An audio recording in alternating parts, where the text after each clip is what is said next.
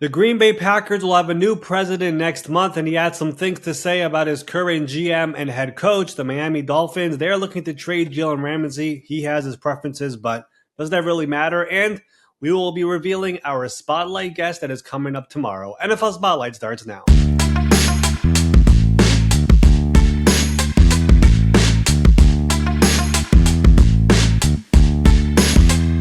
Welcome in. It is the Monday, June 23 edition of the NFL Spotlight Show. I am your host, Ari Meirov. Another week is here. Now, officially, every single NFL team is away from their buildings. Every single personnel member and coaching staff and player is officially out of the buildings and practice fields and on their own. There was Fanatics Fest going on over here in New York where I live. A lot of those players were actually here over the weekend, but we still have things to talk about here in the NFL, and we have a very, very big reveal over here at the end of the episode. For the first time ever, we are going into the agent world for our spotlight guest of the week. We'll reveal who that is here on the back. And let me bring in my good friend Ben Allen. Ben, what is going on? How was the weekend?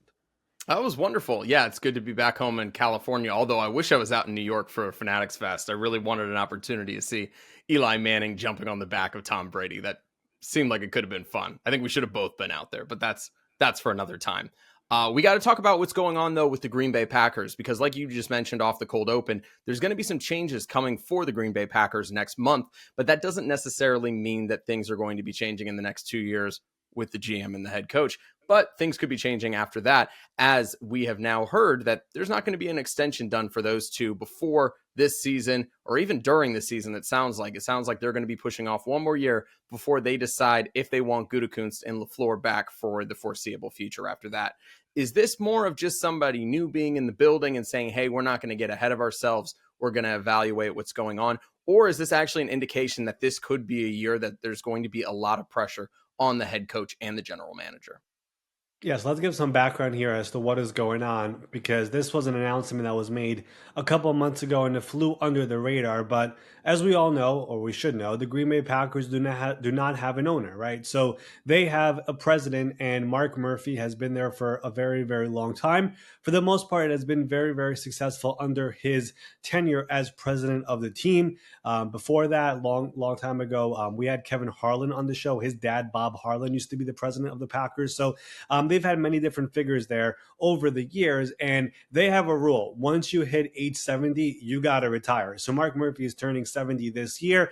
He is retiring here in July, and they already have named who will be his successor, and it's this guy named Ed Policy, who has been in Green Bay for a number of years, working his way up there, and he was voted as the next president of the Green Bay Packers. And essentially, I mean, for a team that doesn't have an owner, this guy is essentially taking over as a lot of the controlling parts of what goes on throughout the course of the organization. So he did an interview the other day, and he mentioned that he was asked about, hey, your head coach, Matt LaFleur, your GM, Brian Gutekunst, they have 2 more years left on their contract. Are you going to extend them as part of your first moves as president of the team? And he said it's not going to happen this year. But he also mentioned he does not like having a lame duck head coach and GM, which essentially means head coach and GM in the final year of their contract. Most NFL teams do not like doing that. I would say almost all teams do not like doing that, besides for one team.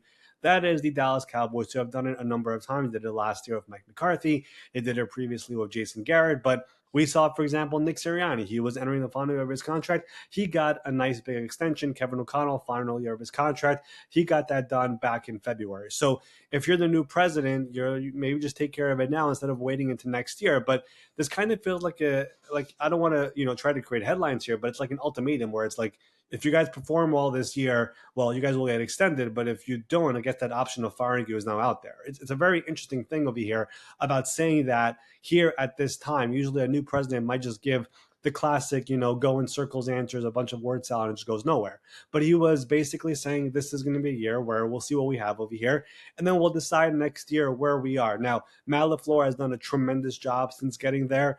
Even just the entire Aaron Rodgers drama with the front office. And if you remember early on, there was this entire argument about cadences and audibles, and does he have control over the line of scrimmage? Like, he was able to control Aaron Rodgers for those years, and of course have 2 MVP years, and of course the succession plan with Jordan Love to seeing what he has become. He has done a tremendous job. And Brian Gutekunst, I mean, say what you want about him, the way he's handled some stuff, he was right about the Jordan Love pick, even though everyone criticized it. And for the most part, they have been a pretty good drafting team and a pretty good free agency team as well for an organization that used to not be that involved in free agency. He was the guy who signed when he became GMs, Darius Smith, Preston Smith. Those were big signings that were successful. Of course, last offseason, David McKinney and Josh Jacobs. And of course, this offseason, he made two big investments, which people said might have been overpays, but we'll see if he was right about that with Aaron Banks, the guard, and Nate Hobbs, the cornerback. So this will be a big year for them, but I think it would be stunning if they're not back after this year. But it was just interesting to hear a new president, new philosophies, new thoughts. It's essentially like getting a new owner. I mean, it really feels like that. And we don't know anything about this guy and what he thinks. What does he think about this GM and head coach? Does he have a different thought about them? So all of those things are stuff that we really don't know much about this guy. And we're going to get to learn more about him over here in these next several months. The more he talks, the more he speaks, and try to figure out exactly what he's about. But this is a big change in Green Bay after having Mark Murphy for a very, very long time. Now you have this new guy there who will, I guess, be there until his age 70, whenever that is.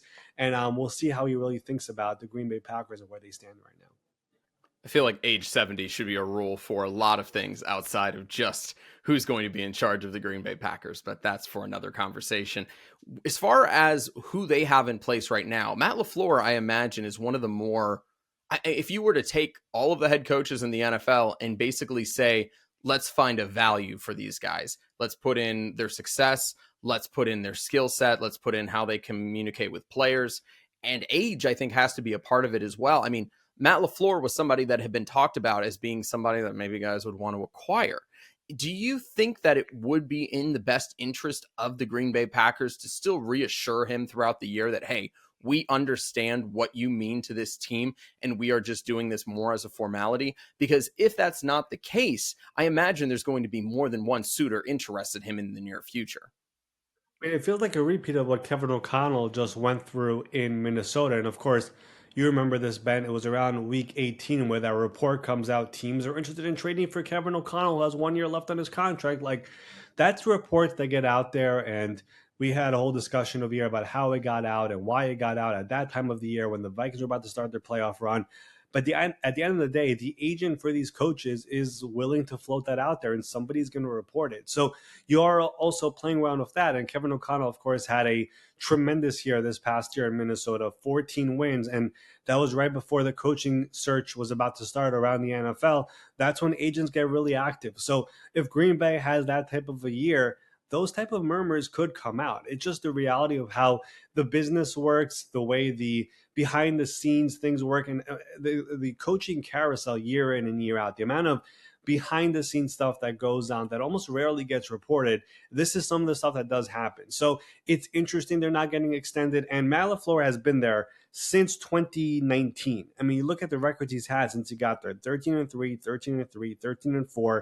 There was that 8-9 year, which was Aaron's final year. Then, of course, 9-8, and now 11-6 this past year with the Packers. He has done basically nothing but winning since getting there, staying consistent. And people kind of forget this, but when he was hired, he was not some hot candidate that everyone was trying to get after. It was a criticized hire because he was the Titans offensive coordinator that past year.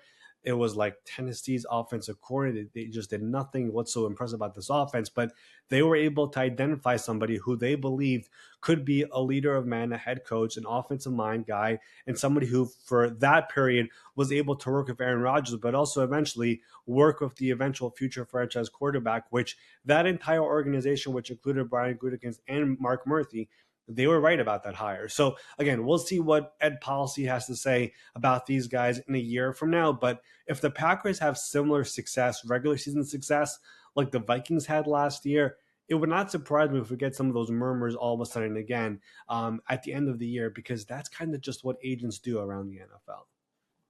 All right, we got to move on to the player side of things because there's a still growing story going on in Miami with cornerback Jaylen Ramsay.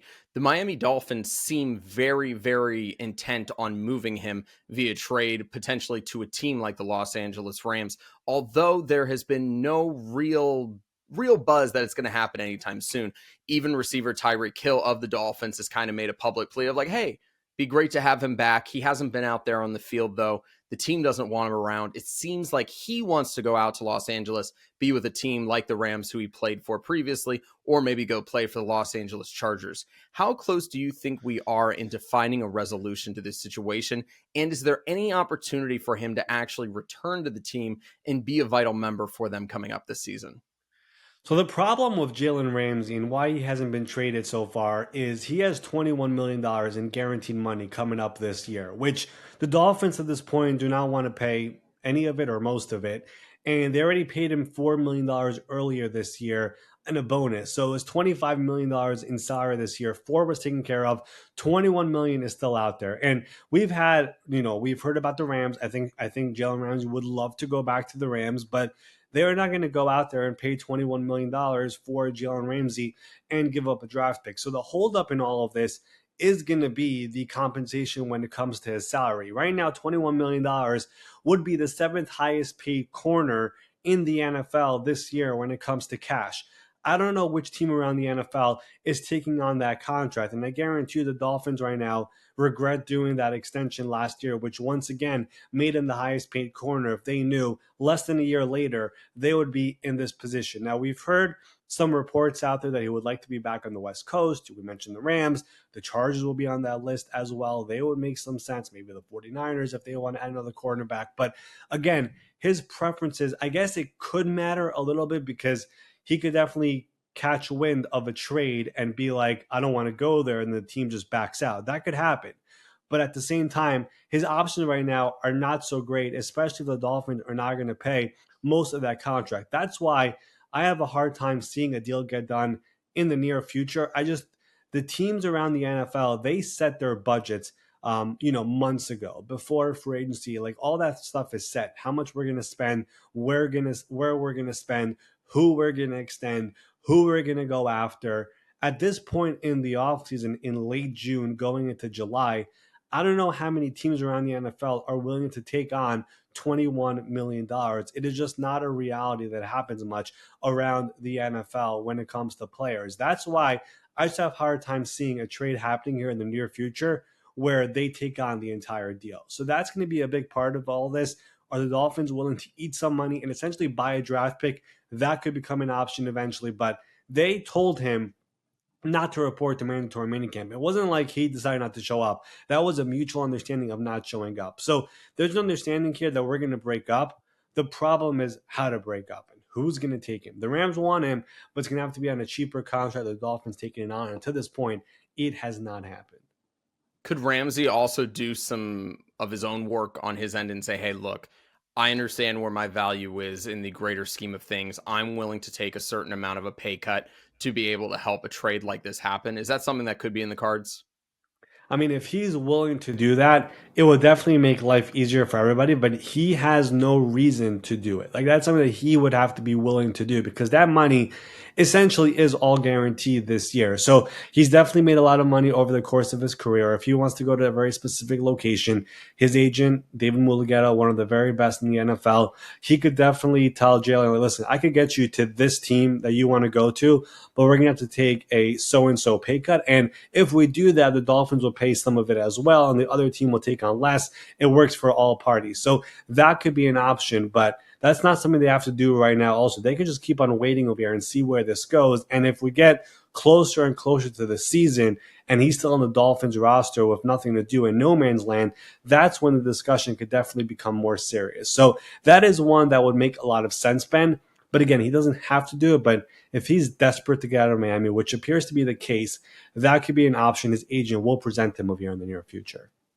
Okay, so if we're only here a year later from when this contract was put in place, what did the Dolphins think was going to happen? Like, I imagine, like you said in the past, these teams plan years in advance. They understand where they're going to be 3 years out financially with the commitments that they've made to certain players, guys on rookie contracts, this, that, and the other. How did they put themselves in this situation? And where do they think things are going to be going if they're making moves like this, but not necessarily always planning that far out? The Dolphins appear to be the one team in the NFL that is truly stuck in the middle. And what I mean by that is they're not good enough to compete in the AFC, but they're not totally bad where they're going to be awful this year. And you really go back to their last offseason, they committed to the wrong players, really, right? They extended Tyreek Hill. They extended, obviously, Jalen Ramsey, which we're talking about right now. The Tua extension, I'm not even like going to debate that one. I think he's a franchise quarterback. The health has been a problem, but where else were they going to find a quarterback? But you look at the players they moved on from. We're talking about a guy like Robert Hunt, who is an outstanding guard in Carolina now. You look at a player like Andrew Van Ginkel, who left to Minnesota and already got a second extension over there. You look at a player who, you drafted in the first round, like Christian Wilkins, who is dealing with an injury in Las Vegas right now, but that is a young player who you drafted, who was entering his prime.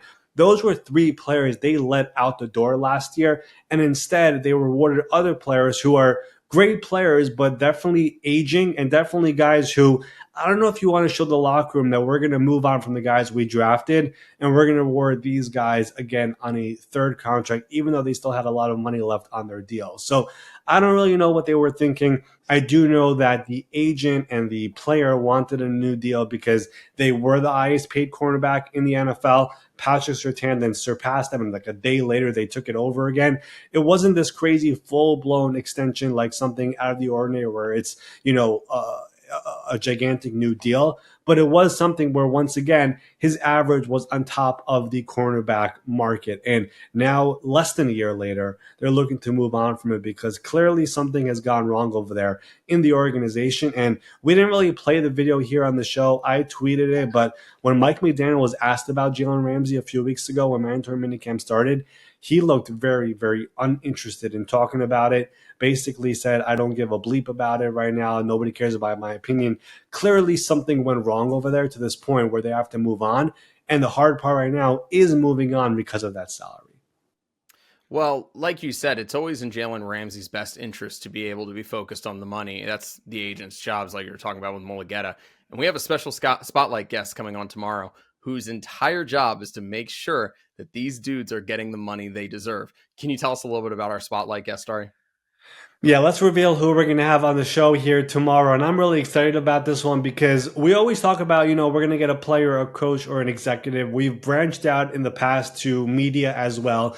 And now we're branching out to a new world as well. And that is the agent world. And we're going to be joined tomorrow by AJ Stevens of Athletes First, who is their VP of Client Strategy. And what does that mean? And basically, I'm going to give a breakdown of who this person is. We're going to do, obviously, the full deep dive tomorrow. But AJ is involved with Athletes First, and he basically works with all the agents they have. Now, Athletes First is one of the biggest agencies we have in the NFL. They represent basically every single position from quarterback down to kicker and punter. They just had the highest paid punter in Michael Dixon. They're going to have the highest paid kicker in Brandon Aubrey. But they also have all the other positions like a Jalen Ramsey, highest paid corner, highest paid quarterback in Dak Prescott. And essentially, AJ Stevens is involved in all of those negotiations to the point where the CEO of Athletes First calls them the very best negotiator there is. And he basically works with all their agents and basically helps them out into how to strategize and why a player deserves whatever contract is about to come for them. He's basically there for each one of them, from David Mulugeta to Todd France to Joe Panos to Brian Murphy, and on and on. We discuss his entire career, his journey, what he does with those agents, and basically how he got to this point. He actually worked in Tampa Bay with the Buccaneers for 4 years. He was there with the likes of Jason Light and Mike Greenberg and John Spytek, but he left there to eventually join this agent world and help out Todd France, who is one of the very biggest agents there is.